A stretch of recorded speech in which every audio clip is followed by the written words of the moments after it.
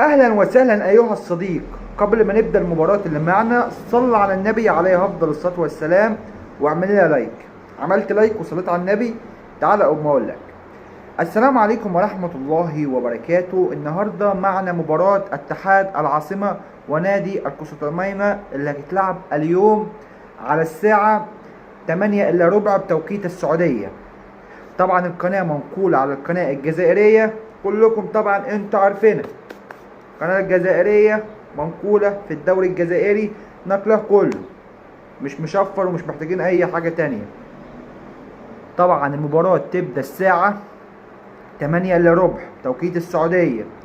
وطبعا يا جدعان مباراة قوية جدا جدا. اتحاد العاصمة ربنا يكون في عونه في هذه المباراة. مباراة تقيلة جدا جدا، وإن شاء الله نشوف فيها أداء كويس وتنتهي بنتيجة كويسة. وبس كده، صلى على النبي عليه افضل الصلاة والسلام. اشوفكم على خير اخواتي في الله.